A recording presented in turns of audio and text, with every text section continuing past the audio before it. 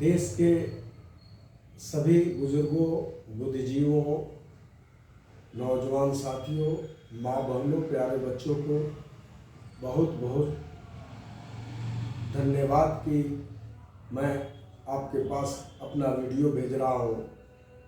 अगर सच लगे, सत्य लगे तो कम से कम लाइक कीजिएगा, ताकि पता चले कि हम जो बोल रहे हैं, जो कह रहे हैं, अपने दिल की बातों को आपको सुनाने जा रहे हैं, वो कैसा है, आपको कैसा लगा।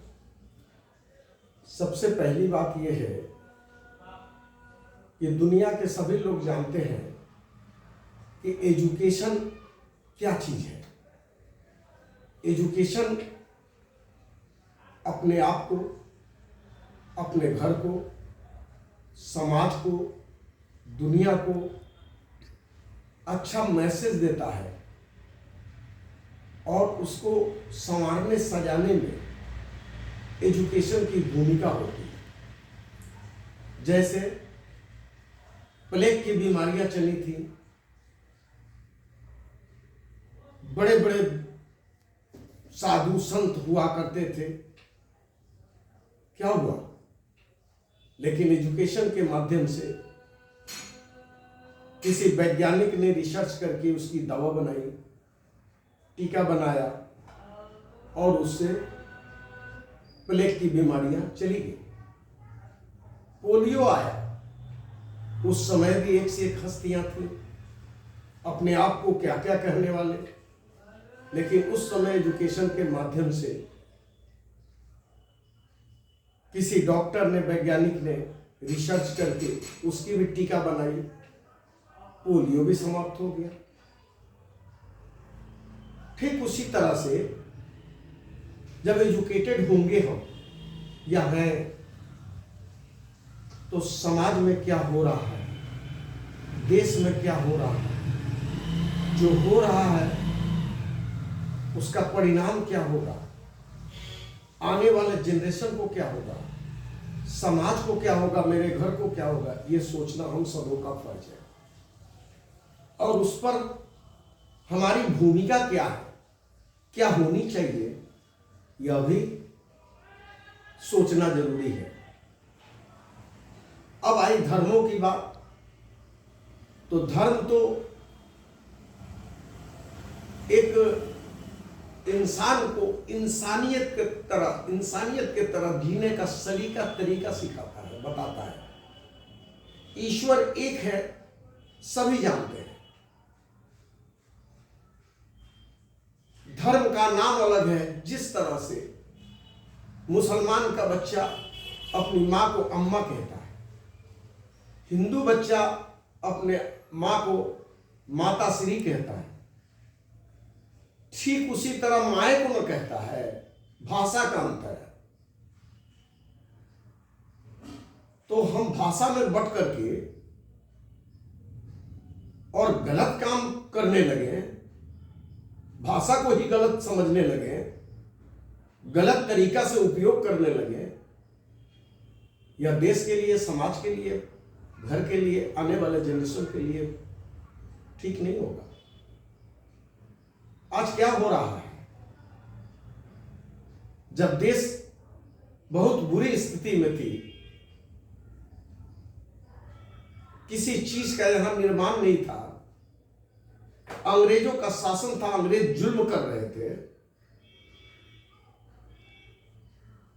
तो महात्मा गांधी एक अकेला व्यक्ति के दिमाग में यह बात आई कि अंग्रेजों से अब लड़ना होगा, भले जान कुर्बान हो जाए, लेकिन इसके विरोध में खड़ा होना पड़ेगा। तो बड़ी बड़ी हस्तियां उनकी बातों को सुनकर प्रभावित होकर के आने लगी। मोतीलाल नेहरू उस जमाने में धनवान व्यक्ति थे, लेकिन वो अपना धन संपत्ति के साथ शामिल हो गए। उनके पुत्र जवाहरलाल नेहरू शामिल हो गए, सरदार वल्लभ भाई पटेल हो गए, मौलाना आजाद हो गए, जगजीवन राम हो गए,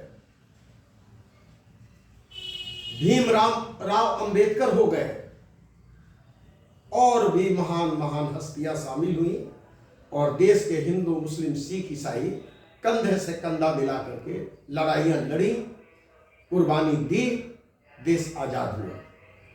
लेकिन उस समय जनसंघ एक पार्टी थी, संगठन, वो संगठन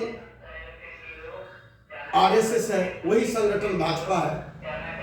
अंग्रेजों की गुलामी करती थी, मुखबिरी करती थी, अंग्रेजों का काम करती थी, उसके बदले में उनको महीना मिलता था।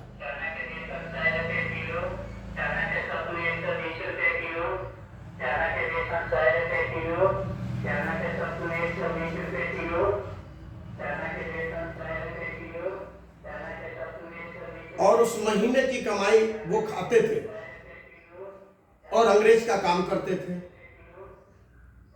यहां तक कि हमारे स्वतंत्रता सेनानियों के खिलाफ गवाही देकर फांसी भी दिलवाई। लेकिन आज देश की जनता को क्या बोले? 1 करोड़ की नौकरी साल में देंगे, 15 से 20 लाख रुपए गरीब के खातों में देंगे, महंगाई खत्म हो जाएगी, मां बहनों पे हो रहा अत्याचार जुल्म नहीं होगा, अपराधियों को सजा दी जाएगी, ब्लैक धन वापस आ जाएंगे। लेकिन जनता को चाहिए कि जो व्यक्ति इस तरह का वादा किया और हमसे कीमती वोट हमारा ले लिया, सत्ता में आ गया, यह काम किया कि नहीं किया? उल्टे महंगाई बढ़ गई, अपराध बढ़ गए, मणिपुर में महिलाओं बेटियों के साथ क्या हुआ सभी जानते हैं, ब्लैक धन नहीं आया, व्हाइट धन चला गया सभी जानते हैं, अपराधियों को वॉशिंग मशीन में नहला नहला करके उसको मंत्री और बड़े बड़े पोस्ट दिए जा रहे हैं, वो भी जानते हैं। लेकिन उसके बाद हम चुप हैं। मीडिया को खरीद लिया गया। आज मीडिया के डिबेट में आप क्या देखते हैं? डिबेट करने वाले मीडिया क्या करते हैं? विपक्षियों को 1-2 को बुला लेंगे, अब बाकी उनको बुलाते हैं तो बता देते हैं कि तुमसे कौन कौन सवाल करेंगे, इसका जवाब किस तरह से देना होगा, पूरा याद करके आना, और ताली बजाने वालों में भी सेटिंग है। यही सब हो रहा है और दुनिया जान रही है। विदेशों में इज्जत खत्म हो रहा है। देश की बेरोजगारी इस हालत पर पहुंच गई है कि क्राइम और बढ़ेंगे, इसलिए कि बेरोजगार अपने बच्चों को रोटी खिलाने के लिए कुछ भी कर सकता है, इसकी चिंता नहीं है। क्योंकि आरएसएस ये जानता है कि लोगों को दिमाग धर्म के नाम पर बदल दो और खाली 5 किलो अनाज दे दो और राज करो, पूंजीपतियों को बस मालामाल करो कि जो हमारा पोषक है। नरेंद्र मोदी जी को किसके हेलीकॉप्टर से घूमे थे चुनाव में 2014 में? कौन पैसा खर्च किया था? उसका कर्जा उतारने के लिए अपने पद का दुरुपयोग करके मालामाल कर दिए। यही है। तो हम सबों को कब तक सोना होगा? क्या हमारे बच्चों को, समाज को, आने वाले समय को ध्यान में रखना हमारा फर्ज नहीं है? यह खामोश मिजाजी हमें जीने नहीं देगी। यह खामोश मिजाजी हमें जीने नहीं देगी। अगर इस दौर में जीना है तो कोहराम मचा दो। कोहराम का मतलब यह नहीं हुआ कि जुल्म करो, पाप करो। कोहराम का मतलब हुआ अपना विरोध करो, गलत का विरोध करो, सच का साथ दो। हम सुधरेंगे, युग सुधरेगा। मानव मानव एक है, कोई भी धर्म लड़ने की बात नहीं कहता। बहुत बहुत शुक्रिया। फिर रोने लगा।